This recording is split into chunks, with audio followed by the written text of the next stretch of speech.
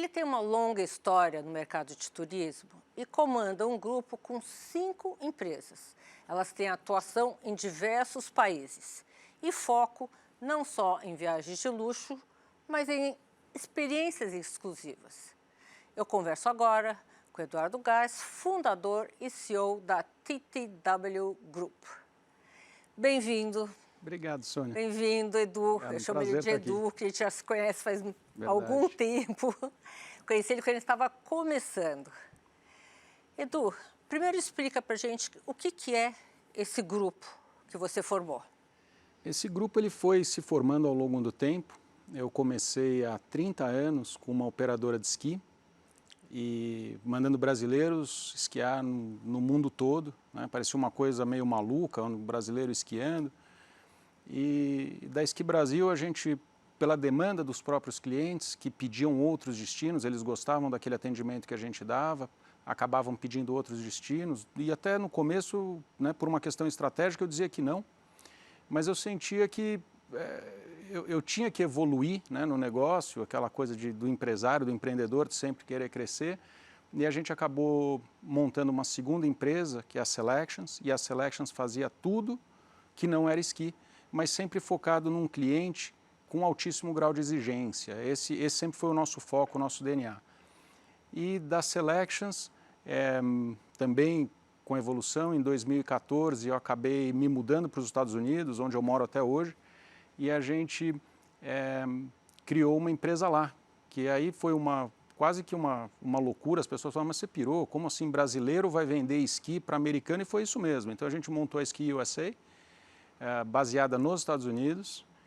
E por que as pessoas preferiam a sua agência de um país tropical do que É super interessante, porque a gente aqui no Brasil, a gente tem uma cultura muito forte, uma cultura de serviço, né? A gente, e até de novo, um dos pilares que a gente tem na companhia é a questão do relacionamento. A gente vai muito, a gente privilegia muito o relacionamento, e esse relacionamento 360, e com isso a gente levou essa expertise, essa experiência para os Estados Unidos, e isso agradou o público americano. Nos Estados Unidos a gente trabalha exclusivamente no mercado B2B, ou seja, a gente atende só as agências de viagem nos Estados Unidos, né? Mas não era assim no começo. Não era assim no começo. Não era assim. Que é curioso. Mas é uma evolução, né? Uma coisa natural que vai acontecendo e a gente nessa vai se adaptando e vai entendendo onde estão as oportunidades de mercado, onde o mercado está carente de algum serviço e a gente vai desenvolvendo o trabalho ali. Então, dos Estados Unidos, aí que eu acho que foi o mais legal, aí que nos Estados Unidos a gente cresceu no mercado americano, B2B, fomos depois, né, para toda a América Latina e fomos para a Europa. E na Europa, Sônia, eu acabei visitando a Rússia. Muitas vezes, né, em 2019 eu tive 5 vezes na Rússia, levando o esqui para o mercado russo. Então, mas aí era um pouco diferente o approach, porque eu chegava na Rússia, o nome da empresa é Esqui USA, e eu dizia, olha, eu apesar de Esqui USA e tal, estou aqui, mas eu não sou americano, né, para quebrar um pouco o gelo, eu sou brasileiro e meus avós eram russos, eu vim passar aqui minha lua de mel, eu tenho, enfim, e muitas vezes a pessoa do outro lado fala, olha, eu não tenho muito interesse no esqui, a gente já tá consolidado, mas me conta um pouco mais assim de Brasil, porque a gente tem interesse, porque sabe que o Brasil, isso é super interessante, é um dos poucos países que o russo pode visitar sem visto, né? Eles têm uma complicação em relação a visto, agora claro, está tudo parado, mas até a guerra, né, da Ucrânia, eles visitavam o Brasil sem visto, eram dos pouquíssimos países que eles podiam visitar. Então eles têm um interesse, eu olhava assim o itinerário, e eram itinerários que não faziam o menor sentido. Eles começavam, a pessoa entrava pelo Rio de Janeiro, do Rio de Janeiro ia para Buenos Aires, de Buenos Aires voltava para São Paulo, de São Paulo ele ia para Manaus, de Manaus ele ia para... Era uma coisa maluca. Então a gente começou a ajudar e eu vi que tinha uma oportunidade de decidir. Então em 2019 abri uma empresa invertendo esse fluxo, quer dizer, trazendo estrangeiros para o Brasil. E trazendo estrangeiros para o Brasil, Sônia, de uma maneira bastante diferente, né? A gente buscava um turismo, claro que a sustentabilidade é incrivelmente importante hoje, principalmente no mercado europeu, e é uma coisa que a gente precisa tomar cuidado também, porque eles levantam a régua. Então, eventualmente, a gente tem uma expectativa de um carro elétrico na Amazônia, no Amazonas. Então, assim, é difícil muitas vezes a gente poder entregar isso, mas a gente busca, né, dentro das nossas limitações, mas o que a gente busca é um turismo ético consciente. Então, a gente, por exemplo, voltando ali, né, naquela região do Rio Amazonas, a gente tinha o ribeirinho que ele, há muitos anos, ele pulava no rio para pegar um jacaré para o turista tirar uma foto. Isso não existe mais, né? A gente não deixa nem isso o ribeirinho, nem o jacaré. Nem o ribeirinho, não, o jacaré está lá, mas assim, a gente né, busca sempre esse turismo ético, consciente, para que ele não tenha nenhum tipo de interferência com o meio ambiente e que ele seja, de alguma maneira, possa criar uma subsistência para a população local. Isso é super interessante, tem um monte de iniciativas dessa no Brasil, no mundo todo, mas enfim, então a gente começa, né, em 2019, a gente resolve criar uma quarta empresa para atrair o turista estrangeiro para o Brasil. Vou te dar um númerozinho bobo. Olha o tamanho do potencial disso, né? Você pegar a França, é o país mais visitado do mundo com 100 milhões de visitantes ano, 100 milhões. Nossa, a cidade população na França, sabe? Deve estar aí nos seus 60 milhões, né, a população francesa, creio eu. Mas e aí você pega a cidade mais visitada do mundo no ano passado foi Istambul com 20 milhões, só Istambul, 20 milhões de turistas, 18 milhões em Paris e assim vai. O Brasil, de maneira geral, recebe 6 milhões de turistas ano, ou seja, é nada, é um número praticamente irrelevante, né, no turismo global, e a gente tem todas essas belezas aqui, tem um país com um potencial incrível, inclusive, além das belezas naturais, existe sim uma infraestrutura, a gente costuma dizer, mas não tem infraestrutura? Tem sim, a gente tem nos últimos 20 anos... Explique se tem sim, porque eu tenho essa visão que não existe infraestrutura. Existe. A gente teve sim, até mais ou menos 20 anos, se pegar toda aquela região de Nordeste e tal, não existia uma oferta hoteleira, não existia infraestrutura aeroportuária, né, para receber esse turista estrangeiro no país. Isso vem, nos últimos 20 anos, vem mudando. Né? A gente tem hoje grupos, então a gente sai daquele conceito do resort, aquele negócio, aquele hotelzão gigante, passa a ter então aqueles lodges que são mais exclusivos, né? Com um serviço diferenciado, um serviço mais personalizado, que é o que busca esse turista de alto grau de exigência. Eu gosto de falar isso, quer dizer, eu não gosto desse termo turismo de luxo, porque o luxo é um conceito... Experiência, né? É a coisa da experiência mesmo, né? E que não tá ligado a preço. Eu vou te contar uma história, daqui a pouquinho, interessante disso, né? Mas, e aí a gente então cria, em 2019 a gente conceitualiza essa empresa, que é a Very Latin. Veio a pandemia, a gente parou, a gente não seguiu isso, voltamos com essa empresa e lançamos ela em 2023, então a Selections hoje funciona também trazendo turistas americanos e europeus para o Brasil. E a gente tem hoje, inclusive, uma política, uma estratégia de divulgação do Brasil muito mais assertiva do que já teve no passado. Então, isso melhorou? Muito. Melhorou muito. A gente tem hoje uma busca real de uma promoção sustentável no sentido de longeva do Brasil, não pontual, porque o Brasil tinha uma imagem... tem uma imagem muitas vezes complicada lá fora, seja por uma questão da violência, né? Seja essa coisa que aparece, porque está queimando, porque...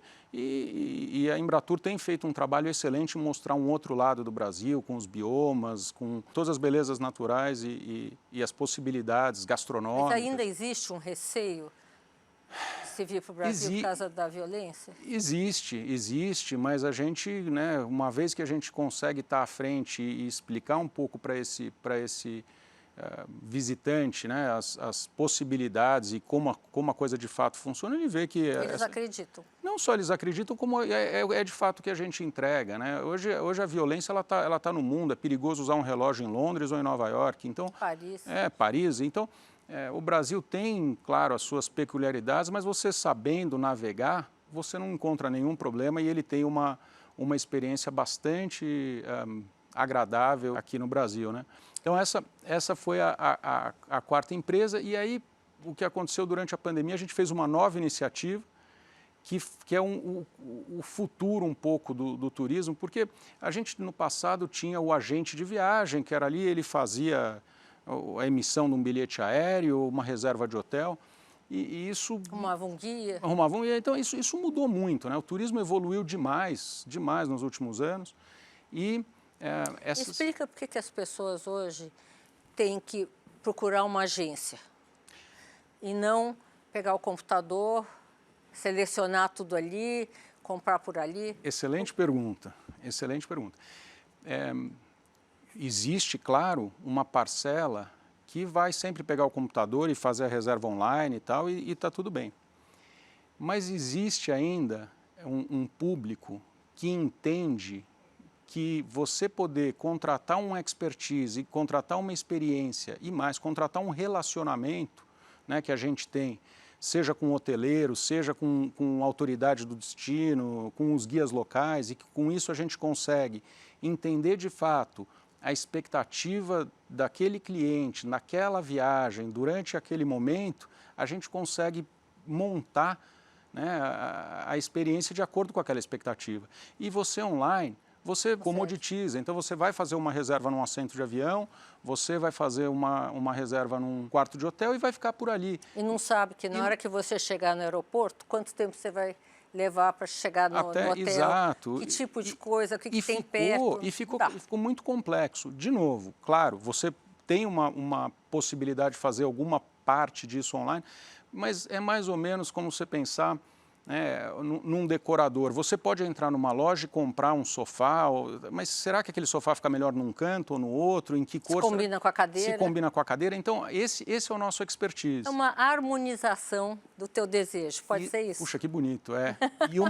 E também uma objetificação, né, que a gente pega uma coisa que é totalmente subjetiva e a gente tem os elementos e as ferramentas para tangibilizar aquilo numa experiência nos lugares mais inesperados do mundo.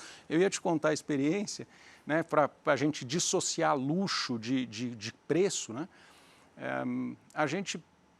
Há muitos anos a gente colocamos o primeiro jato privado no Butão. Foi uma coisa logística complicada, porque o Butão é um país muito fechado para o turismo ainda, né? E há 20 anos atrás, mais ainda, era super complicado, e só a empresa aérea butanesa pousa lá, que é a Druk Air, o Dragão, e a gente conseguiu uma autorização especial, só que a gente teve que pousar o avião na Índia, colocar um piloto butanês, porque ele tinha que estar a bordo, não que ele fosse voar a aeronave. Você acompanhou isso? Eu, pessoalmente, não. A gente acompanha à distância. E esse é um dos trabalhos que a gente faz, quer dizer, a gente está acompanhando a experiência do cliente à distância o tempo todo. O que muitas vezes a gente vai antes fazer um scouting, dependendo do tipo da experiência, para ver se de fato o que o cliente vai encontrar naquele lugar é aquilo que a gente espera entregar, né? Então a gente vai ver se o hotel está em ordem, dependendo do caso, principalmente para novos produtos.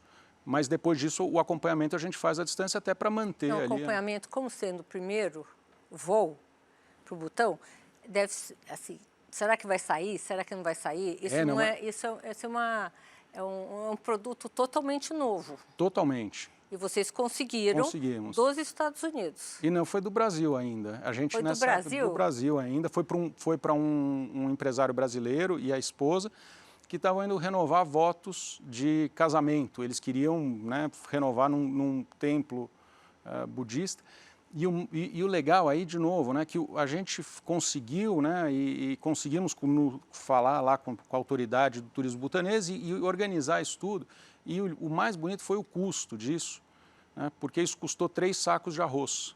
Não teve uma troca financeira monetária, mas foi uma coisa muito mais simbólica, que eles fizeram a doação de 3 sacos de arroz para aquele monastério, para aquele mosteiro, para que os pudessem estar ali presentes durante um dos cânticos dos monges, tal. Então, é isso que a gente faz. E aí, né, voltando, a gente... luxo e experiência, custo totalmente e luxo. Dissociado. Totalmente dissociado. Bom, o que é luxo para você? Ui, aí a gente... Quanto tempo nós temos? Luxo é tempo. Luxo é tempo, e aí vem a questão justamente desse desenho de viagem, Sônia, onde... o que a gente faz é otimizar o tempo desse cliente, tirando fora tudo que é ruído, tudo que não interessa e tendo a certeza que ele vai usar o tempo dele da maneira mais inteligente, da maneira mais eficiente possível durante a viagem, tendo só as experiências que ele está buscando, né? É isso que a gente faz. Vocês hoje fazem mais operações B2B, né? Hoje a gente está muito mais focado no mercado B2B e aí que é o atacado e varejo. Explica um pouquinho isso Explico. E como é que essa expertise que você acumulou há tantos anos, você aplica nesse tipo de relação? Eu acho que a palavra-chave é relação, né? Você usou perfeito, a palavra-chave é relação. A gente, mais uma vez, privilegia a relação e essa relação é uma relação eventualmente com os agentes de viagem parceiros no mundo todo. E aqui no Brasil a gente começou uma iniciativa que é o futuro, que é a questão do host agent. Então a gente, durante a pandemia, a gente identificou que muitas agências de viagem menores, né, iam precisar de um apoio, de um suporte para poderem de fato sobreviver. E aí a gente teve uma iniciativa que é o TTW Lab, que vem de Labor, de Collaboration e de laboratório, onde a gente é um hub para as agências de viagem se acoplarem. Elas se acoplam aos nossos, não só um espaço físico que a gente disponibiliza para as agências de viagem poderem de fato trabalhar com as suas equipes de um espaço físico nosso, começou assim, mas a gente entrega todos os nossos sistemas, todos os nossos processos, um programa de mentoria, os nossos contratos, que são contratos diferenciados, né, junto aos todos os provedores, a cadeia, que são as companhias aéreas, aos hotéis, aos representantes locais ali, que estão entregando o serviço na ponta. Então, a gente acopla agências de viagem para que elas utilizem esses nossos processos, sistemas e equipes, e com isso elas conseguem atender o cliente dele também de uma forma diferenciada e assim elas crescem. Mas por isso você não entrega seu segredo? Aí ela não vai precisar de você uma segunda vez? Não tem segredo aí, o que tem novamente é o relacionamento e nada substitui, não tem inteligência artificial, não tem internet, respondendo de novo aquela pergunta, pergunta. Que substitui o relacionamento, que substitui o olho no olho, que substitui... Porque se a gente for assim na última, a realidade aumentada vai acabar com o turismo, né? Desde que eu entrei no turismo há 30 anos, primeiro a internet, depois isso, depois aquilo. Agora a realidade aumentada é a inteligência artificial. E assim, nada substitui o olho no olho, você está ali andando na savana, quando o sol nasce, entender aquelas cores, nada vai substituir isso, sentindo o cheiro do orvalho ali na relva e escutando um leão, né, a muitos metros de distância. Isso é único, e você ter essa experiência ali, nada substitui isso. Isso aqui me lembrou a agência canadense que chama Butterfield & Robson, começou com viagens de bicicleta, especializadas, etc. e tal. Até hoje, isso há 30, 40 anos, até hoje eles não têm alguém que consiga copiar eles da mesma forma. Da mesma forma, não. Isso é relacionamento? Isso é relacionamento, sim, é o entendimento profundo da necessidade do cliente. Existem outras empresas que fazem também esse tipo de viagem de bicicleta, mas a Butterfield foi pioneira nisso, faz um excelente trabalho e ela consegue, sim, alavancar o relacionamento que ela tem com os guias locais. Se eu estou pensando em você, alguém te copiar. Sim, eu não tenho nenhum problema, eu acho que é ótimo a gente ser copiado, e a gente é copiado o tempo todo, tem uma série de iniciativas que a gente faz e o mercado vem e faz igual, e isso é o que mantém o mercado de alguma forma evoluindo e buscando novas soluções, é essa concorrência. A cópia, é muito difícil você copiar, de novo, o relacionamento, é muito difícil, isso não se copia, né? É quase impossível. Dudu, qual é o seu segredo nesse sentido? Primeiro, a gente repara aqui, né, é apaixonado pelo que faz. Eu acredito que as pessoas só fazem alguma coisa melhor que os outros quando são apaixonadas por isso. Acrescenta isso a alguma coisa? O meu negócio é um negócio de pessoas para pessoas. Acho que todas as empresas, no final do dia, são de pessoas para pessoas, mas o meu talvez mais do que outros. Então eu tive um pouco de visão e um pouco de sorte, e juntando a experiência. Muito esforço, que eu sou esforço testemunha. sem dúvida, mas experiência, né, que a gente vai ganhando ao longo dos anos para ter a melhor equipe. Né? Eu acho que eu falo isso com toda a tranquilidade e com toda a confiança. A minha equipe é a melhor que tem. Hoje nós somos mais de 300 e uma coisa legal, porque essa operação que a gente faz global, né, a grande parte da operação, apesar de eu estar no escritório dos Estados Unidos, de termos um escritório na Europa, a grande parte da operação, por isso eu venho para o Brasil com muita regularidade, é feita aqui no Brasil. Então, a grande parte dos nossos colaboradores, atendendo o mundo todo, está no Brasil, e essa equipe é uma equipe assim, que ela comunga da minha visão e da minha vontade, da minha... essa quase que é uma coisa obsessiva, né, de privilegiar o relacionamento. Eles entendem, a minha equipe entende essa questão do relacionamento e é relacionamento, relacionamento e relacionamento. Na hora que você vai contratar alguém, vamos dizer, chego eu, Sônia, sei tudo sobre a história da China, todos os detalhes, não sei o que lá. Essa é a primeira coisa que você olha? Com certeza não, com certeza não. Eu tenho uma máxima que a gente, é o hire for the attitude and train for the skill. E traduz. A gente contrata o colaborador pela atitude. Tem que ser muito assertiva essa contratação. Ela é um processo lento, né, de contratação e atração de novos talentos, e a gente busca um certo perfil muito mais do que um certo conhecimento. Conhecimento a gente vai treinando e a gente vai ensinando, e é maravilhoso, porque as pessoas têm a possibilidade, de novo, de viajar o mundo todo, conhecer, né, diversas culturas, e assim a gente impacta o mundo. É uma missão um pouco quase que maior, né? Não é a coisa de você vender uma viagem e checar um lugar no mapa, numa lista que você tem, mas é uma coisa de como você impacta. Me corrija se eu estiver errada. Isso parece muito um sistema americano, né? É aquele checklist, né? Olha, conhece a capital, conhece isso, conhece aquele... Você ter nascido no Brasil e ter essa cultura tropical te ajudou? Eu acho que sim, eu acho que a questão do... Nós somos, né, via de regra, um povo hospitaleiro, amável e mais acolhedor, e a gente tem essa coisa da flexibilidade. Então, com isso, eu acho que a gente acabou trazendo isso para o dia a dia do negócio e transportando isso para o mundo todo, o que nos dá, sem dúvida, uma vantagem competitiva. Sim, ajuda. Então, você, brasileiro, empresário, foi para os Estados Unidos, fez um sucesso. Me lembra muito a história de muitos executivos brasileiros que passam por essa bagunça e vão para países mais organizados e conseguem ter sucesso. Qual é a forma, a que você atribui você ter sucedido num mercado super competitivo, que é o americano, super competitivo, que é o turismo? O que você diria hoje para alguém querendo começar? Olha para você e olha e fala assim, olha, você tem que... Eu acho que a pessoa que vai começar, ou que vai tentar, então não só no turismo, mas eu até depois de tantos anos eu ouço dizer que em qualquer área, tem que ter... Eu gosto muito do Nizam quando ele fala isso, quer dizer, a questão da estratégia, né? O que você faz, o jogo que você joga e o que você não faz. É muito importante você saber onde você vai jogar.